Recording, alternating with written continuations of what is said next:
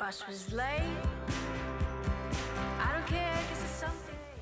Well, good afternoon and welcome to another New Release Sunday, brought to you as always by the Yarra Valley Writers Festival. And this afternoon our guest is Meg Mason, talking about her new book, Sorrow and Bliss. She'll be in conversation with Kate Mildenhall, and it really is hard to imagine two more erudite, charming and witty women of letters. I do hope you enjoy the chat. Don't complain. Try some sleep for some patience. Have a snack and just relax. Your back needs Okay. a break. Michael, thank you so much. And Meg Mason, it's such a pleasure to speak to you. Thank you so much. I've been looking forward to this for days. It's a delight because the Yarra Valley Festival is so gorgeous, only 1 year old, not even a year old yet, and they've done such amazing stuff here. I would like to also add to my acknowledgement of country. I'm quite close to the Yarra Valley here on Wurundjeri land, so I pay my respects to elders past, present and future, and look forward to sharing our stories today. Meg Mason began her career at the Financial Times and the Times of London. Her work has since appeared in the Sunday Times, the Sydney Morning Herald and the Sunday Telegraph. She has written humour for the New Yorker and Sunday Style, monthly columns for GQ and Inside Out, and has been a regular contributor to Vogue, Elle, Stella and Marie Claire. Her first book, A Memoir of Motherhood, say it again in a nice voice, best title ever, can I just say, right there, was published in 2012, and her second, a novel, You Be Mother, was published in August 2017. She lives in Sydney with her husband and two daughters, and her new book, Sorrow and Bliss, is the one that we are talking about today. Welcome, Meg. Thank you so much. And you can see in the back of Kate's background that there's the Motherfolk cover that's creeping into view. And we came out on the same day. The Motherfolk and Sorrow and Bliss came out on the same day. And I feel I've seen our books in so many windows side by side because it's almost like we coordinated cover palette. We totally did. And just so gorgeous. Can I say before we start too, have you been getting comments about the frock on the front? People Yes. trying to buy it because Yes. it's a great frock. I want the frock. I'm almost going my to take gosh. this to an alteration sort of tailor and be like, can you just mock me out one of these for my uniform? I know, I love that dress. I really feel like you should. There's so much to talk about, Meg. Before we begin though, can I say that as I was doing my research, I was fine. I do lots of interviews. And then I suddenly became terribly intimidated because I realized that not only have you got this long journalistic background, but you have interviewed some total celebrities. I'm talking like not only Joanna Lumley, but also a Kardashian. So before we go on, can I just ask you about the highlight of your interviewing career, please? What's a highlight that stands out for you? I think, can I start with lowlights? Yeah, Can I do sure. lowlights first? Of course. Yeah. So a lowlight was interviewing Dawn French, who was heavenly and such an idol of mine since sort of childhood. And every journalist's nightmare is that it didn't record.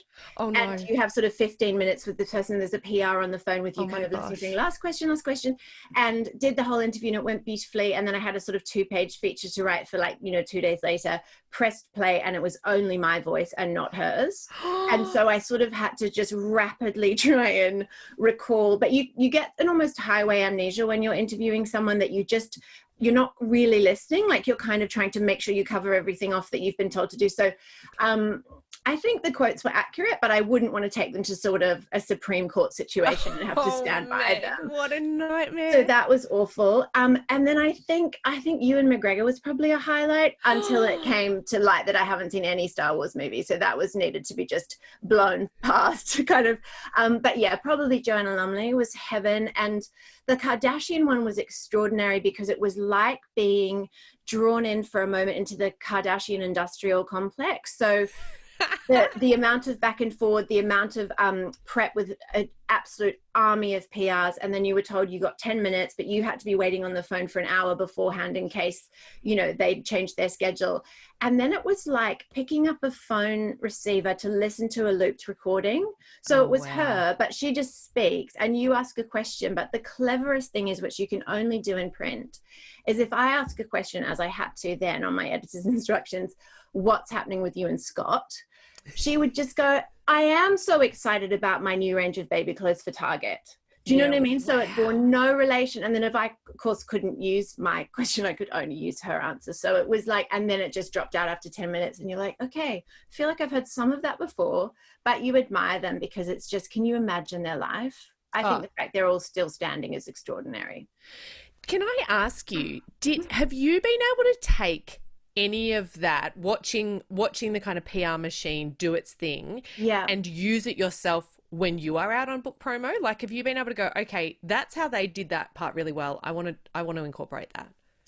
I think there's a balance, and I'm not saying I've been able to strike it yet, but there's a real balance between respecting the fact that this is how books or films or whatever are sold, and you are reliant on that, you know, industry and media, and you need to respect the fact that if they want to talk to you, then that's a great honor, and it's because they're supporting what you're doing. And so you can't be like, I don't speak to the press, you know what I mean? Yes. But at the same time, preserving something of your own so that you don't have to give everything away. And just because someone asks you a question doesn't actually mean you have to, you know. And I think probably an occupational hazard for writers is that we're oversharers and we sort of overthink things, and we don't have a filter, because also we're used to being able to edit it and remove it. So probably speaking live is not a safe necessary, you know, a safe prospect for all of us, because you do sometimes get off and be like, what did I just say? And I'm absolutely fearful of contradicting myself. So one day I'm like, oh, it's totally, you know, this thing is completely autobiographical. And the next day I'm like, absolutely not a shred of autobiography, you know, because you change, you don't, and it evolves, and, you know, you develop distance from the book as time goes on. So, you know, now I haven't read it for a few weeks, you know, and I've sort of, it starts to belong to other people more than myself. And so it's a funny old thing. And you're trying to move on to the next book while also, you know. So anyway, I think I've learned that celebrities must have found this way to protect their true core and talk about the work, but be sort of grateful for, you know, every opportunity that comes their way, even if it's just a little journalist from, you know, Vogue who's never heard of Star Wars, never seen Star Wars. You do what you have to do. There's so many interesting things in there, and we're going to touch on a few of them. But what I want to begin with, I'm so interested in process. And you wrote this great piece that talked about how you developed the character of Martha. So Martha is our heroine, anti-heroine, depending on how you want to describe it, of Sorrow and Bliss, an extraordinary character. And what I read is that you wrote what is the opening scene over and over and over again until you got Martha exactly right. Can you tell us a little bit about that process and about who Martha is? Yes, absolutely. So I actually, now that you said it, I remember reading that Zadie Smith does that. And I'd read it ages ago. It's just come back to me that she spent sort of months and months and months on chapter 1, which I had sort of thought in myself is not a good idea, because if you keep just burnishing this thing forever, it gets rigid and too, you know, perfect and inflexible, and then you've actually still got the entire book to write. And part of the process is to get to the end, and then you know the characters so well, and they've developed and the storylines developed, because I'm not a planner in terms of, I don't plot out you know, points and milestones. I just have a general sense of where I want to end up. But for this one, I think because it had a false start, and I say false start, is actually a false start and a false finish that took me a year to get from one to the other. So I wrote an entire novel that then didn't pan out, and she was in it and Patrick was in it, but they were very different people, and the setting was different, and the style was completely different. It was much more similar to what I'd done before with UB Mother, but just worse and repetitive. So that got scrapped. And then I sort of, that scene, which is the first scene in the book where Patrick and Martha are married, they're at a wedding, and Martha sort of sees this woman who's standing in the corner by herself, and she feels awful for her, so they go over to introduce themselves, but the woman's just put a canapé in her mouth and then sort of can't get it in and can't get it out, and it's all a bit awkward.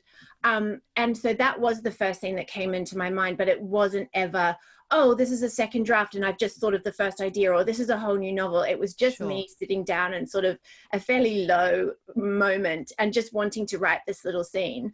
And I think because I had exhausted myself over the course of that year, and I'd seen where I went wrong, that was to make it too novelly and to make it too effortful and to try and do all these clever things, that I just said it, you know what I mean? And so the tone of the book that is there and the style of the book, which definitely informs the overall feeling of it, is that it's just, I just wrote what happened. Do you know what I mean? That's kind of how I've seen it. And so, but the reason I kept going back to that is because I needed her to be entirely present in all her different facets. I wanted all of them to be kind of seated in there, because I needed to know who she was this time, because she was dramatically different from last time. And there wasn't even, you know, there is quite a strong mental health kind of, not a B story, but secondary story in there. And none of that was in the previous year. So suddenly when she presented herself as this person, I needed to make sure I was really solid on who she was. And that's why I kept going back to it. And she can be unlikable, but if you go through the book and you find the places where she's at her absolute worst, there's also often right afterwards a moment where she demonstrates compassion, usually towards a stranger or someone else. Yes. So she's, you know, she's sort of awful in this first chapter, but then she's also, you know, right there feeling sorry for this complete stranger who's having a different, so, you know, awkward interaction. So yeah, I feel like she's present, and then it all just kind of unfurled from there. So. It's so interesting. It's Martha's story, but as you say, it's also Patrick's story, and to a lesser extent it's Celia's and Fergus's and Ingrid's, and even Peregrine, is that how I say his name? Peregrine, I think, yes. Delightful. It's a love story, it's a coming of age story, as reviewers and they've been quick to note, a coming of age story as a 40-year-old, which is really important. And I just wanted to ask if you would share a reading with us, just to get us started, to get a bit of a sense of it. Yes, so we can get a sense of this. Thank you. Of the tone especially, please. The tone. Okay, so the book's primarily set in London, but about halfway through, which is where I'll pick up, Patrick decides that perhaps London's the problem, and it's why they're having a difficult time in the marriage, and it's why Martha's not happy. So he suggests that they move to Oxford and sort of start all over again, which Martha doesn't. I guess she's willing to do it, but doesn't have a particular position either way. And I think the important thing to know is that her sister is called Ingrid, and they're very close in age, and they're very close, but one of the sort of explorations in the book is what happens when you start in the same home and you start in the same childhood, and then you make dramatically different decisions, and you end up in these completely different lives, and you're trying to sort of still find common ground and maintain that beautiful sister relationship that they have against the strains of kind of not understanding each other's daily lives and whatnot. So that's where we pick up. I find it really difficult when I'm reading to not be like, oh, actually, I think I'll change that, forgetting that it's not. I do it every single time I do a reading. Exactly. You're like, oh, that should be more though, not an even though, and I'll just pen that up in my one copy. Anyway, all right. As we were driving out of London following our removal truck, Patrick asked me if I would consider making friends in Oxford. Even if I didn't want to, and I was only doing it for him, he didn't mind. He just didn't want me to start hating it too soon. He said, at least until we've unloaded the car. I was in the passenger seat looking for pictures of drunk Kate Moss on my phone to send to Ingrid, because at the time we were communicating primarily by that means. She was 4 weeks pregnant, not intentionally, and she said seeing pap shots of Kate Moss falling out of Annabelle's with her eyes a bit shut was the only way she was getting through the day at this point. I told Patrick I would, although I didn't know how. Maybe not a book club, obviously, but like a book club. He said, you don't have to get a job straight away either. If I said there weren't any jobs, I'd already looked. Well, in that case, it makes sense to focus on the friends thing, and maybe you could do something else work-wise if you wanted to, or, I don't know, do a master's. In what? In something? I screenshotted a picture of Kate Moss in a fur coat, ashing a cigarette into a hotel topiary, and said, I'm thinking about retraining as a prostitute. In the middle of overtaking a van, Patrick shot me a look. Okay, first, that term isn't used anymore, and second, you know this house is in a cul-de-sac. There won't be the foot traffic. I went back to my phone. Nearing Oxford, he asked me if I wanted to drive past the allotment he'd put his name down for. I said that unfortunately I didn't, since it was winter and presumably a square of black mud at the present time. He told me to wait. By summer, we'd be entirely self-sufficient in the area of lettuce. That night, we slept on our mattress in the living room, surrounded by boxes, which I'd opened one by one and become overwhelmed by when none of them were all just towels. The heating was too high, and I lay awake thinking through the catalogue of terrible things I'd done and said, and the much worse things I have thought. I woke Patrick up and gave him 1 or 2 examples that I sometimes wish my parents had never met each other, that I wished Ingrid didn't get pregnant so easily, and that everyone we knew had less money. He listened without opening his eyes, then said, Martha, you honestly can't think you're the only one who has terrible thoughts. You don't? Yes, I do. He rolled away from me and started to fall asleep again. I got up and turned the ceiling light on, and back beside him I said, tell me the worst thing you've ever thought. I bet it's not even remotely shocking. Patrick moved onto his back and bent his arm over his eyes. Fine. At work a while ago, they brought in a man who was in his 90s. Patrick's a doctor. He was brain dead from stroke, and when his family got there, I explained that there was no chance he was going to recover and that it was a question of how long they wanted to keep him on the ventilator. His wife and son said essentially to go ahead, but his daughter refused, saying they should wait for him in case of a miracle. She was incredibly upset, but it was midnight, and I think I'd been there since 5 o'clock in the morning, and all I could think of was hurry up and sign the jolly thing so I can go home. Gosh, that actually is quite bad. He said, I know. Did you actually say the jolly thing to their faces? He said, okay, shut up, and felt on the floor for his phone. He started streaming Radio 4. It was the shipping news. You'll be asleep by the time he gets to the Scilly Isles, I promise. Can you please turn off the light? I did, and lay looking at the unfamiliar ceiling, listening to the man say Fisher, Dogger, Cromarty, fine, becoming poor. He said Fair Isle, Faroe, the Hebrides, cyclonic, becoming rough or very rough, occasionally good. I turned my pillow over and asked Patrick if he thought the forecast for the Hebrides was really a metaphor for my interior state, but he was already asleep. I closed my eyes and listened until God Save the Queen and the end of transmission. The next morning, in the kitchen, while he looked for the kettle, I said, what did you do about that man in the end? I stayed for another 6 hours until the daughter changed her mind and I managed his death. Martha, why did you label every single box miscellaneous? Thank you, Meg. It's such a fabulous scene, and because at its heart is exactly this incredible relationship between Martha and Patrick, which is the sorrow and bliss in so many ways of the title. You take us in that scene and in so much of the book on these kind of soaring highs of both laughter and joy and pathos, and then down to these kind of, yes, like you say, the meanness and the bleakness at times that Martha's experiencing too. It's a terrific scene. It also makes me think, as you were reading it, how wonderfully you have woven all these different ideas in structurally that keep coming back up and up again. And I want to ask, you mentioned before that there was a broken book that you threw out a in lovely the year, way to describe and it, then that Martha and Patrick kind of rose out of the ashes, I suppose. Is that how it happened? Is that where this book came from? Yes, I think so. And I think that probably the other elements of it that were also there was that it was always going to be, he was always going to be the sort of family friend, that he's 3 years younger than her. And obviously he came into their lives when he was 14 and Martha was 17. So at that age, that's an enormous age gap. Huge. And it sort of narrows as you get older. But obviously Martha didn't even notice him. He was her cousin's sort of school friend who started coming for Christmas. And I wanted to take them from that moment of meeting all the way to kind of the end of their relationship, and to tell a long love story. Do you know what I mean? Rather than just a meeting and a falling in love and, those intense months. I wanted to explore the arc of an entire relationship. So that was all there, but they were completely different people. She was even more unlikable and didn't have any redeeming characteristics. So even I didn't like her, which is not a good place to be when you're the author who's supposed to have complete empathy for these characters, even when everybody else would be struggling with them.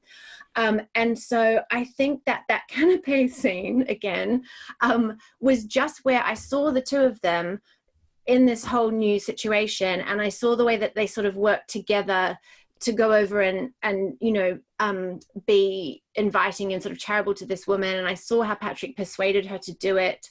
And she agreed, but it was, Martha feels this intense awkwardness on behalf of this woman because she's fairly empathetic in a certain way, and then awfully not in another way. And I think there they both were. And suddenly I was interested in them, and I wanted to know how they'd come to be married just then. And I wanted to know what point in the relationship that was.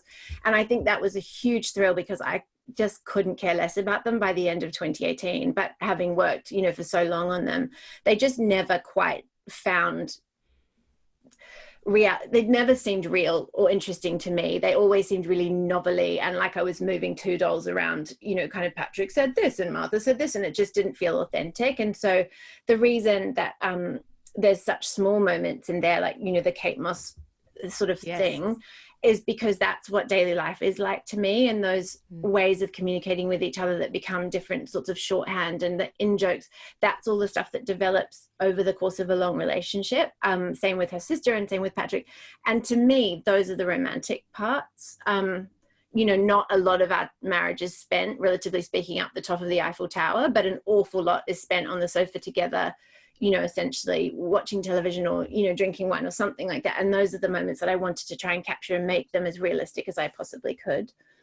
That's fantastic. There's a lovely series, I think, that The Guardian is doing at the moment, how interviewing couples on how they stay together. Oh, And I think amazing. it's a lovely sense. It gives that idea of what a relationship looks like over the whole breadth of it, which I think is so great. The other thing in what you're saying there, Meg, is that I know writers often have, failed books, but we don't often talk about it. Because I think that there's an element of shame in it, or gosh, I can't let anyone know that there was a whole year of work that I threw out.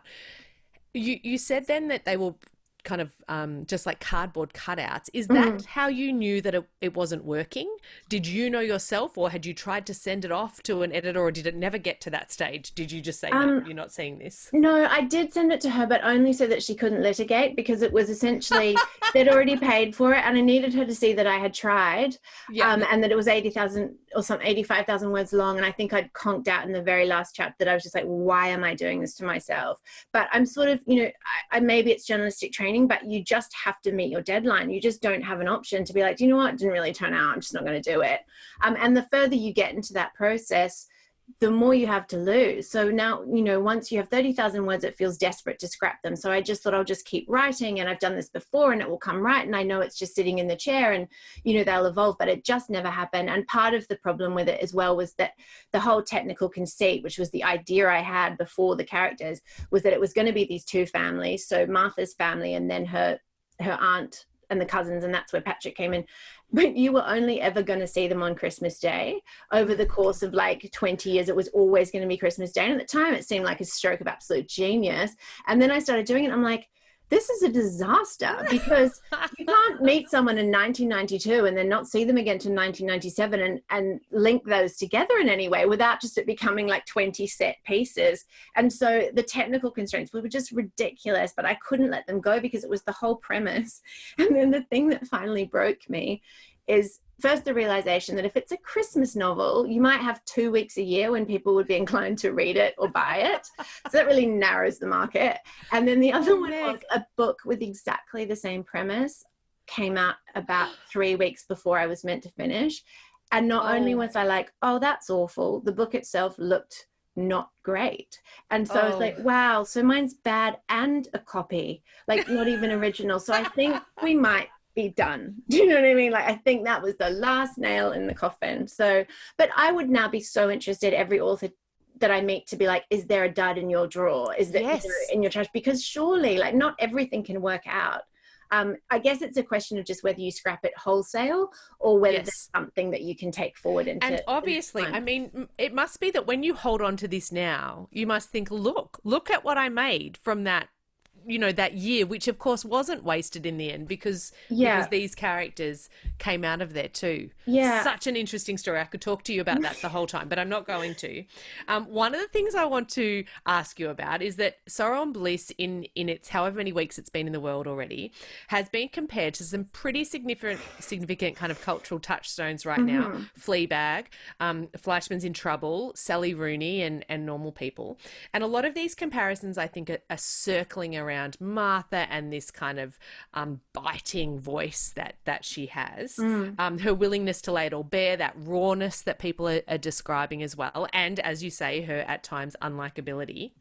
How do the comparisons sit with you, and are they comp titles that you had in your mind before the book hit shelves? Yeah, well, I mean, the first absolute thing to say with total surety is that what a massive compliment. You can't be like, oh, I don't really want to be like Sally Rooney because she was only longlisted for the book girl. Like, she didn't actually, so that kind of, no. So, I mean, it's ridiculous and amazing. And, I'm so grateful. Like, that's just beyond kind of comprehension that anybody would even read your book. Do you know what I mean? Let alone find some aspect to compare to such amazing productions by such clever women and that have done so well. I think, I mean, Fleabag, I'm always like, absolutely, I'll take it wholesale. You can compare it all, till your final breath. I'm totally fine with that. Sally Rooney, I struggle with a little bit more just because I don't struggle, but I feel a slight conflict in the sense that those books were amazing and she created something that didn't exist before. And she's, to quote girls, she's the voice of her generation. But I'm not that generation. I'm a generation older than she is. And to me, this is a very Gen X book. So it opens with Martha being 40, and she isn't, I don't think she has millennial characteristics. And I think that this is sort of, you know, I relate quite heavily to her. You know, I was 40 when I started writing it, and you're at a stage in life where your choices have borne out, and what is left, and what have you done, and where did life take you? So compared to a 20-year-old, which is, you know, what sort of Sally Rooney's writing about, it's all ahead of you, and they have their struggles, but they're not running out of time in the way that you feel you are when you turn 40, even though it's really not that old. And I think and again, this could be an age difference thing, but with Sally Rooney's books, I felt such despair that was never redeemed for me at the end. I felt like those characters were given no, not like evolution, but I didn't feel hopeful for them at the end. And I sort of felt like, you know, I always say, I just wanted to bring them to my house and make them a bowl of soup and sit them down on the couch and be like, it's okay, and we're not going to date men like that anymore. This is who you need to be looking. And so I think I needed to find a bit more maturity for Martha, and so to me, they're quite different books in that way. I think maybe stylistically that's what people mean, because they're both quite spare and economical. There's not much flowery kind of language, and so it could be that. But again, I mean, yes, please just compare me all day long. I'm really Give happy. Me all the comparisons. Exactly. And if it encourages people to pick them up, then that's amazing. And I think you know, everybody needs to situate their books somewhere, don't they? Like you can't not compare it to anything, because we want to know, like if I see Fleabag, I'm like, oh, of course I'll pick that up. You know, I think you need to locate, you know, that. So you just take it with a grain of salt. Do you know what I mean? If someone compared you to Margaret Atwood, you'd be like, yes, fully. Meg, let's touch on that idea of the autobiographical and this question. And you comment on this in a great interview you did for Books Actually, where you say, you know, women, particularly women writers, are always asked what the autobiographical nature of the characters are. And what you said, and I thought it was great that you kind of swung around in the first week of being asked this question and giving responses, and then you felt like you'd flipped over the tapestry and you were showing the stitches and the knots, and I thought that was such a great metaphor, and I could really relate. What have you come to now in terms of what you're saying about which aspects of you or your life you've infused into the novel? Yeah, I think that that's right. So after about a week, I started to feel like I was degrading the book by sort of almost for people asking, being like, yep, that's me, that's not me, that's me, flipping through it and pulling it into pieces, when what you've tried to do is to create this whole, you know, a sort of hermetically sealed world that's not then, you know, you can't pick it all apart again once you've done it and sort of dissect it. And even when we were in the process of actually typesetting it and things, I said to my publisher, can I not have acknowledgements? Can I not have anything at the end? Because I just wanted the book to stop and not march back on as the author and be like, oh, by the way, you know, and of course I can't, because I had so many people to say thank you to, but I never wanted to be like, it was actually all by me. You know, I just wanted it to be those people and their sort of story. And so I did kind of start to drift, you know, away from that question, because I don't know what it adds to the experience to know what's me and what's not. And personally, it kind of, I'm always a bit disappointed when I find out that it's actually, I mean, autofiction's autofiction. Of course, you go into it knowing that. But when it's like, oh, that's just exactly your life, I feel a bit like, I don't know, it changes my perception of the book. But I think the overall thing to say is that I'm in all the characters. The way that Freud describes every player in your dream, it's all you, because it all comes from your consciousness. So even if it's your mother, it's actually you. Do you know what I mean? So there's parts of me, definitely Ingrid's relationship to motherhood, that's what I've learned. So she's not me, but that's what I know about motherhood. And, you know, Martha is what I know about marriage and what I've learned about a long relationship, because I've been married for 20 years at this point. So there's a lot of what I know, but none of it follows the arc of my life, or, you know, there's no chronology that overlaps with mine. And obviously Martha doesn't have children, which I've had children since, can't even remember how long ago. I was a single person. But yeah, so I think I've battled with it and I've gone around and around. And I think now that the thing that I've come away with is that I'm on every page, but I'm not anywhere in my whole self. So there, I think that's where I've arrived at. It's a great answer. And I think you're right. You mentioned at the start when we were talking about those celebrity interviews, that idea that as writers, And there is a culture of it, I think, now as well, of really wanting the whole story behind the story, and that we do get on, especially in the first parts of book promo, and go blah, blah, blah, blah, blah, here's my entire life. And that there is something about making boundaries too that are as much for the protection of self as the protection of the readers too, because it can become difficult, I think, for readers to try and work out those boundaries too. Exactly. And it's a funny thing because in the Dawn French interview, the sort of ill-fated Dawn French interview, she'd just got divorced from Lenny Henry at that point, and my editor said to me, oh, you need to ask about the divorce. And she was promoting a novel, and it was sort of 11 p.m. her time in London. She's doing me this huge favor, and we're having this lovely chat and talking about comedy and the novel writing. And then I went, I'm so sorry. I have to ask you. And she just closed up. And you always ask that question last because you know that they're going to turn at that point and want to hang up on you. So I saved it to the end, and we'd had, she'd been so generous.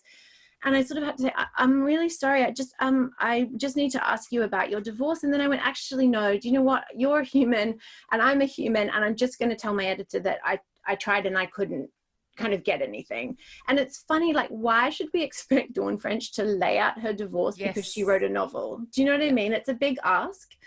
So I sort of have tried to give as much as I possibly can. But also I need to be a person in my own, you know what I mean? So it's a funny one. I love it. But I do understand.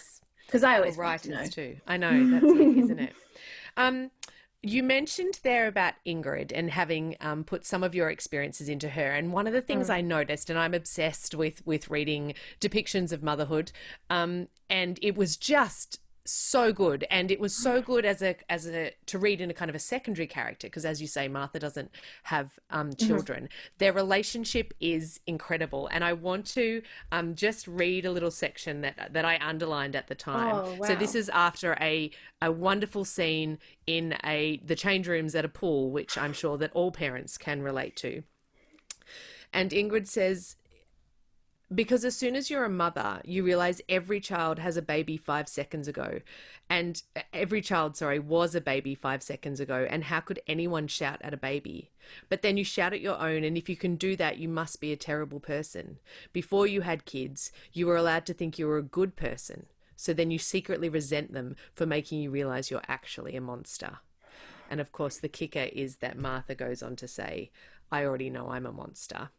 I wanted her to tell me I wasn't. It's such a great little scene. I think it's terrific. Tell me about mothers and monsters and how you got those incredible scenes in there where certainly I felt every inch of Ingrid's frustration and joy and love, and also Martha's proximity to that as aunt and sister. Well, Martha's made the decision not to have children, and Ingrid gets married, has a baby, and then proceeds to have 3 more sort of rapid succession, and doesn't, necessarily hasn't planned at least the last 2. And so she's that's where that it's not a rupture in the sense that they've fallen out, but it's a bifurcation of, they've been survivors of their own childhood in the same house, and their parents are a bit bonkers, so it was always the 2 of them, and finding haven in each other. And then that they begin to take different paths.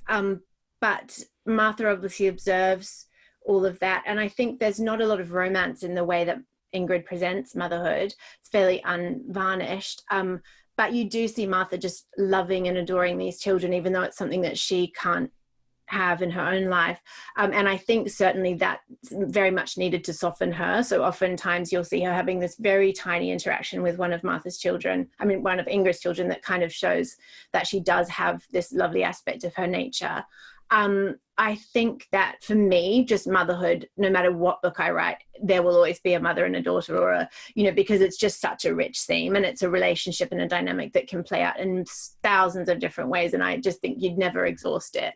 And what I found so fascinating about your book is that it's dystopic fiction and it's a journey, but then you also have the core truth of there's a mother who's struggling and she's trying to be this and she's trying to be that, and she's on this epic quest, but she's also trying to find a pad for her daughter and a biscuit for her son. And, no matter where you put mothers and children, there's always going to be that tension and that push-pull. And I just think there's so much scope there to do something kind of creative that's becomes vast in the story of all humanity, and then the biscuit. Do you know what I mean? And that's kind of the contrast that I love. And so I think, that's really interesting to me in any fiction.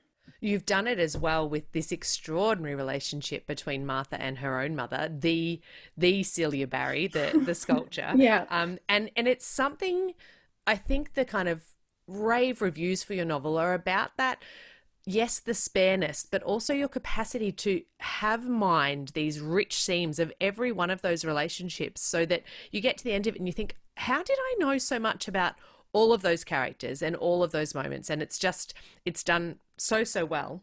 Thank you. Let's talk a little bit about this idea of Martha knowing that something is wrong with her and not being sure what it is. As a reader, I was really compelled, as much as I wanted to look away sometimes because it was so hard, by your descriptions of these kind of deep depressive cycles that that Martha is in. How did you get it so right? Was there research that had to be done for you to get those scenes so right? Because they are really quite exquisite. Thank you. I think that, I mean, there was so much reading and there was so much research, but it's always married up with, what do I know? What have I seen in myself and in other people and in their experiences? And somehow it all just coalesces into these moments. But I tried to keep the moments quite small, again, so I didn't want to see her over the course of 3 months spiraling down into a depression, or, I just wanted to see, what is it like in this exact moment where Patrick says this thing to her that she interprets the wrong way, and she's sad and she's unhappy and lonely, and so she throws something at him. Like, to me, that is more of an indicator of where she's at in her mental state, because ordinarily you would hope she would never do that. And then she sort of almost will snap to consciousness and be like, what just happened to me? But of course, the whole point of that story is that she doesn't know what compels her to do these things. When she's 17, which is kind of where the novel goes back to after that, the first flashback, as it were, is that she has this kind of, I guess it would be like a psychotic break that just comes one day, and she has a sort of, maybe in old language it would have been a nervous breakdown or something like that. And so her parents take her to the doctor, and this begins this long quest of doctor after doctor after doctor, and she gets a string of diagnoses, and they might be right, and then they sort of don't seem to be right. And, she has this awful experience, which I think is probably familiar to a lot of women with physical or mental, illness, is that we're disqualified by doctors, or we're made to feel hysterical, or we're made to sort of, oh, you've Googled it, and all of that. Whereas, I think because men don't go to the doctor, when they do, a doctor is like, oh, this must be very serious. But with women, it's like, here you are again with another malady, So I wanted to explore some of that, almost like misogyny in the medical system. And it resolves when she finds this one doctor who she's a very different experience with. But I think that doesn't happen until she's 40, which is where the coming of age element comes in, because she gets this piece of missing information. And so the 20 years has been her trying to work out why she does what she does, what it is that's at the basis of her decisions, and why her relationships go a certain way. And, that's a lot to do with why she decides not to have children and all of that sort of thing. So I think that's the mystery at the core of her existence, and that's the quest, as it were. That's what she's trying to find out, and all the consequences of the not knowing is where I was most interested. And that's why when it came down to the diagnosis, that wasn't actually relevant to me.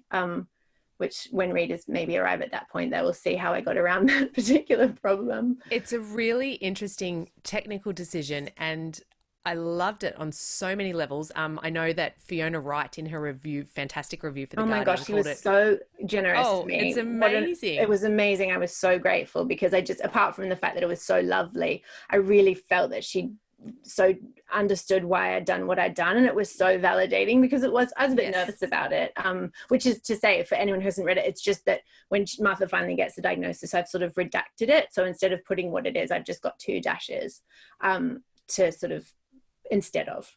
Yes. And well, Fiona said it was wonderfully liberating. And I noted too that, I don't know if you've listened to the wonderful podcast by Honor Eastley called No Feeling Is Final, which came out with the ABC maybe last year or the year before. And she does the same thing. She redacts, or she fails to, makes a very conscious decision not to name her diagnosis. Yeah, but this is a real life story. Yes, that's her real life story. But I know I happen to be married to a psych nurse, and so I know how problematic the labels and diagnosis can be. So it was a really interesting and kind of terrific decision, I think, that you made in doing that. You did note in one of the interviews that I listened to that they had some trouble with the audiobook. What did they decide to do with that? That it was resolved by, she says, X.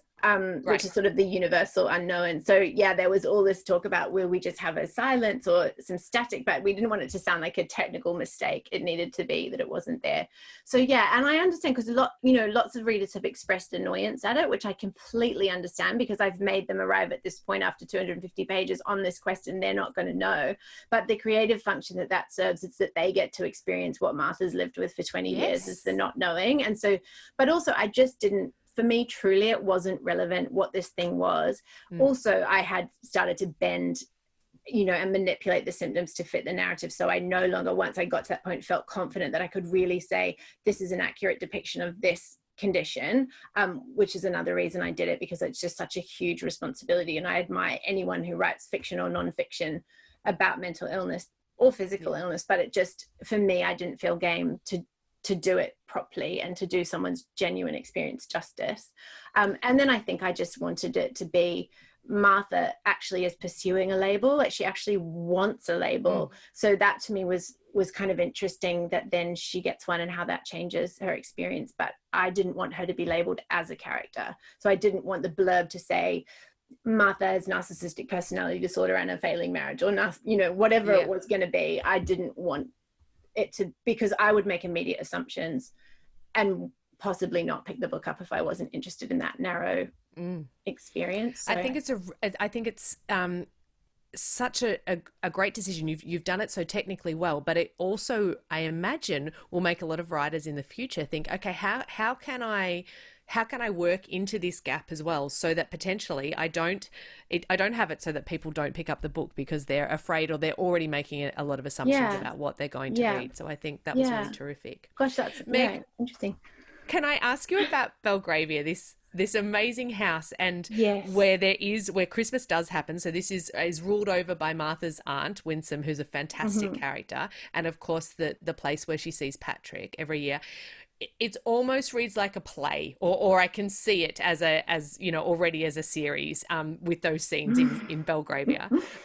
Tell us about, did you bring, now that I know that it was this Christmas book, the original one, did you bring scenes over, or was there a Belgravia in your past? Where did that come from? There was no scenes. There were that would have been sort of to contaminate this year's effort. So the scenes were the thing that needed to go.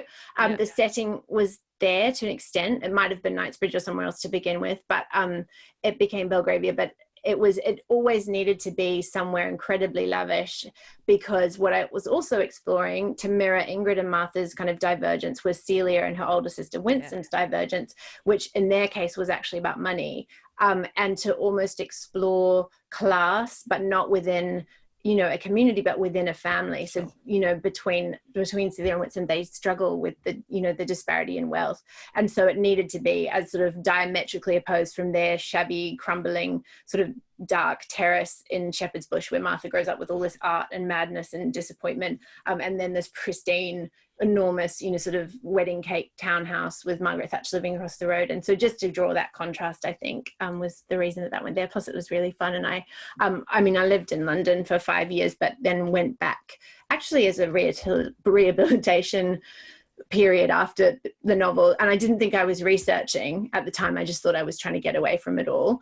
And I went to London, and I went one day on this amazing, I honestly feel like wedding and baby having to one side, it was the most amazing day of my life, because I just walked through all of London and took any turn that looked interesting with no destination. Wow. And I think I sort of walked for 6 or 7 hours, and I went this way, and in London you turn the corner and there's Buckingham Palace, and then you're in this tiny little mews. And so just wandered completely madly, and walked through what's actually would be Chester Square in Belgravia, and around all the way up to, and there's lots of walks in the book that happen. But then I went and spent a week in Oxford, and that's where suddenly that all dropped into place. So that was new post that trip, because the second half of the book is set in Oxford. So that's, it's funny, isn't it? I'm sure you found that all strands just suddenly come together, and things you didn't realize you were researching were research. And once you sit down, the brain kind of brings them all to the forefront.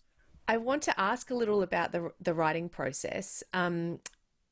In terms of your background as a journalist, we often now get these stories, Jane Harper, Trent Dalton, of journalists who are writing fiction, and this extraordinary kind of pragmatism that they bring to the process, which is like none of this creative angst about, the whole novel and finding the muse and the rest of it. It's, as you said before, there's a deadline, and this is how I'm going to write this, and this is going to how it's going to come out.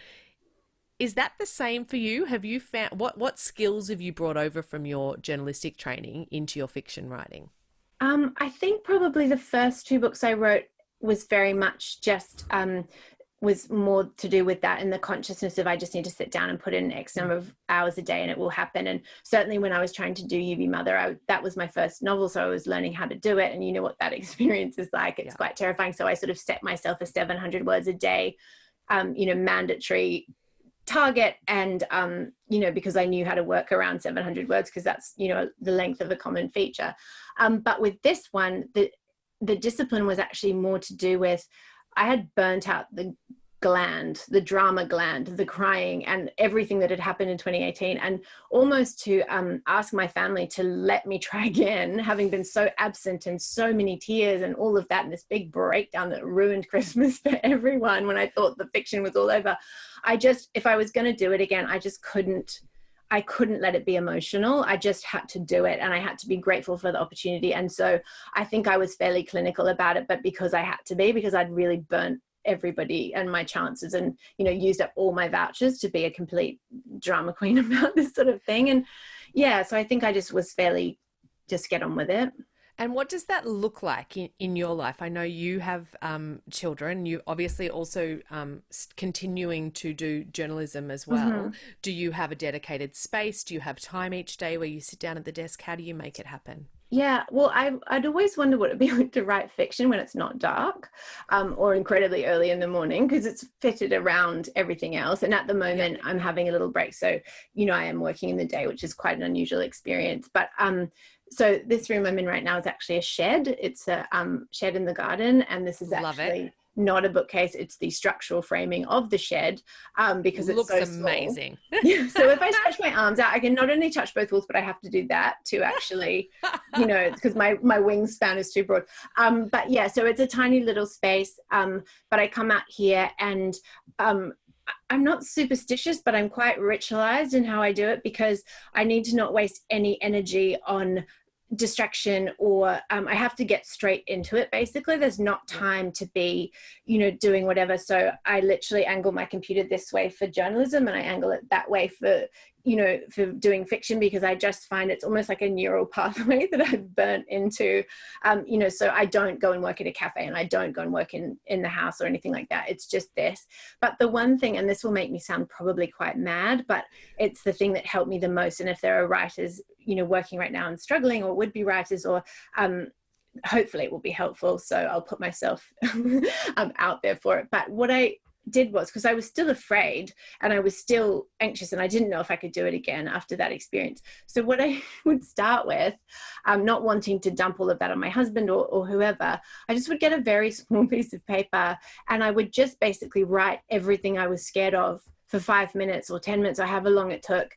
That it will be bad, that people will hate it, that, I'll never finish it, and then I'd screw up and put it in the bin, and I just would then start. So it was almost like just getting it out and just being like, yes, that's all true. And, anxiety is to keep you safe. So you're sort of like, thank you, brain, for pointing out all of the things that could go wrong. And now I'm just going to park that and get the work done. But I did it pretty much every day. I never got to a point where I wasn't needing that little self-talk period. I love that. That is such I'm going to try that today. That is such a useful writerly skill to add to the repertoire. Meg, I want to ask you a little bit about how this year, this in fire of a year has gone. I know that your that Sorrow and Bliss was delayed coming out a couple of times for the pandemic. I also know that some of the writers I've spoken to have said, okay, well, here are some of the great things that have happened because of this, because I've had to adapt. So I want to ask about something that you've really missed in terms of not being able to do because of COVID in book promotion, and maybe something that's been a silver lining. Yeah, absolutely. I think what I've missed is that right now, and you'd be the same, we would be out and about, we would be getting to meet heroic booksellers, getting to meet readers and do all of those sorts of things. That is a beautiful way to finish a period of, complete solitude, is to come out and put it into the world. So that I've missed, and just to be able to sort of thank people for buying it and, do all of those sorts of things. I think the silver lining is what's really been extraordinary to me is the way that booksellers and festival organizers have just been so creative and so generous in wanting to still get our books to market and to have them, to give us that opportunity, and to suddenly everybody's set up these amazing Zoom things. And, I just think that's so extraordinary, because everyone could have just shut down and been like, oh, well, we'll catch you, we'll get a vaccine and then we'll come back to books. Do you know what I mean? So I think that's been amazing. But I found it so collegiate with the authors who've been in the same position. Like, I've sort of started thinking of it as we're the class of 2020, and we'll all look back and been like, oh, you had a book in the pandemic. Yes. But I definitely had to find a place where I'm like, okay, that's fine. There's not going to be events, and there's not going to be festivals, and there won't be any of that sort of thing. But if the book is good, it will find its readers, and maybe someone will buy it, and then they'll give it to their mum, and their mum will give it to, and you just have to hope that will, and you can't control it. And, for me to sit here and be like, I know, like, COVID was so bad for my, it's just like, I can't, that would just be madness. So I think that it's the least of anybody's worries. But yeah, you just want it to find readers. And I think that I'm glad that there's a little bit of a hopeful strain in the book, because I think that I certainly need to be reading hopeful books at the moment. That sort of thing. Well, I think that's what makes it fit. I was thinking about it, and I was thinking, who would, at the moment, booksellers are really saying October is the new December, make sure that you're buying books now for Christmas, because there's going to be a real logjam for bookstores. And I was thinking, so many times you get books and you think, oh, if I send this to my sister, my niece, my aunt, my uncle, whoever it is, they might think that I'm sending it because of this particular message. But with Sorrow and Bliss, I was thinking you could really send this to everyone, within reason, not maybe to your 14-year-old niece, but that certainly it's got that sense in it. It is the hopeful strand. And I wanted to ask what you wanted readers to go away with from this story that does take them kind of down into the depths, but also into these kind of soaring highs. What do you want them to go away with? I think it surprised me that there was a hopeful ending to it, because I didn't go into it hopefully in terms of feeling like everything was marvelous in my own life, and I wanted to share this excellent hope of mine with other people. But I think probably I rebuilt myself personally over the course of writing this novel. So then it felt right to give Martha a hopeful ending, but it isn't the ending she wanted, and it isn't the ending that she had been working towards and the thing that she'd been hoping for. It's something else. And I think what I wanted readers to feel is, especially readers of my age and, my stage in life, everyone, but, I think it's particularly acute for us at this age, is just that things can turn out a different way, but they can turn out, and there'll be something in that. But Martha and Patrick had put in an extraordinary amount of work, and as awful as they both can be and as low as things get, they didn't actually give up on each other. And I think that can be such a temptation, where you start to think it's just too hard. And I think, when you start to think, and Ingrid actually says this to some point, you start to think it will be better for everybody if we just leave, and you start to weave this fantasy life of how much easier everything will be if you just blow it all up. But I wanted to see this couple actually start to drift towards each other again as an act of conscious decision.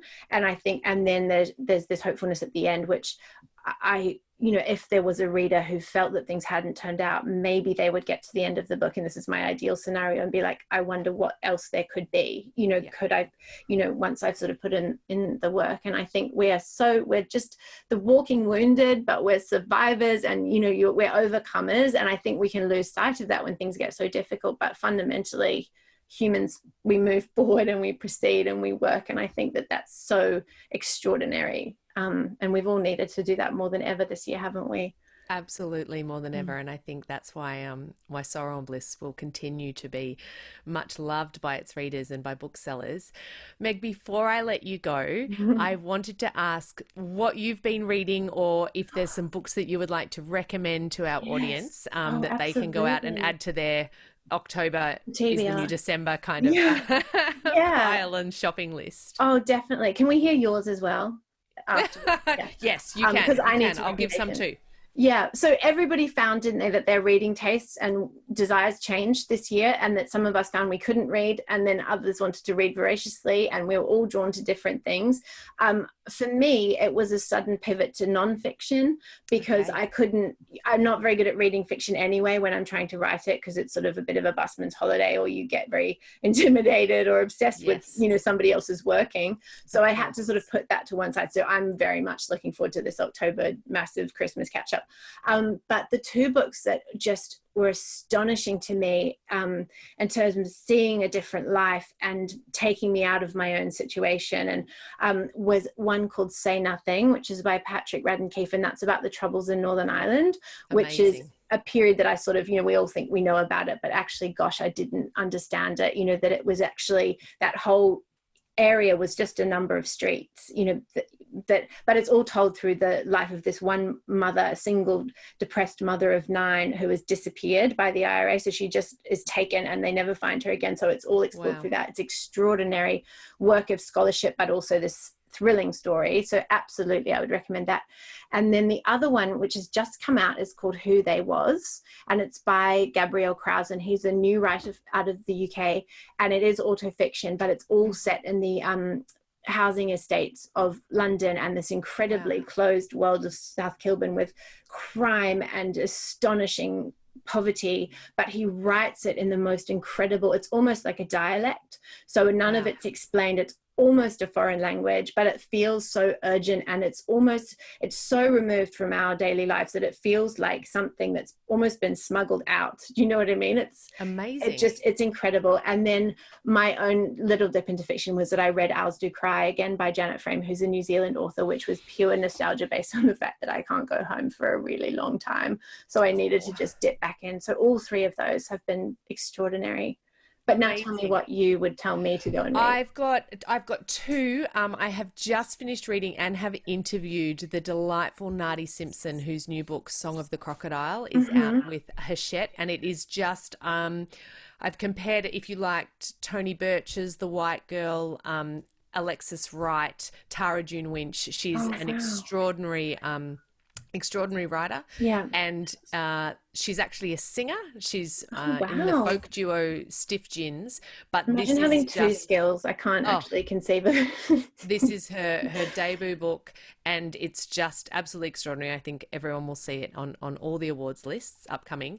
And the other one, which was just the perfect tonic for Melbourne lockdown, is Claire Christian's debut adult book, which is called It's Been a Pleasure, Noni Blake, which is this, she calls it a pleasure quest. So woman in her 30s takes off to London to kind of seek pleasure. So it's this sexy, kind of body positive, fantastic, just rom-com, that sounds amazing, really enjoyable. So I recommend that one highly too. And amazing. Of course, do add, good people, Sorrow and Bliss to your shopping list. Companion volume.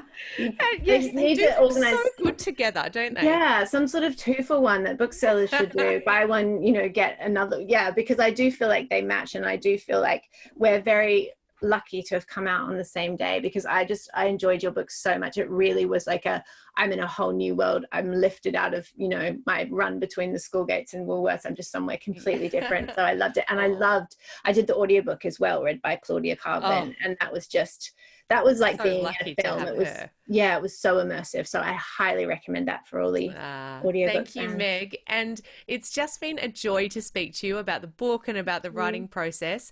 Thank you so much. Good luck for the rest of the year. And Michael and the team at Yarra Valley Writers Festival, thank you for having us. Thank you as well. And hopefully one day we'll meet at the next Yarra Festival that might be in real life. And real all the life. amazing people who have watched us, thank you so much. It's been a pleasure.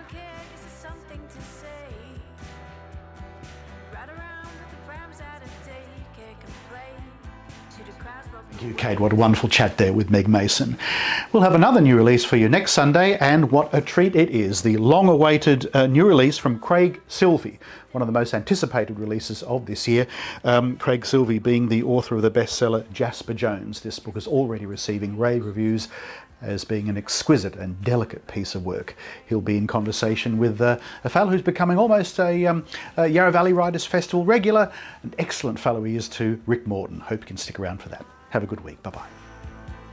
You'll be already home.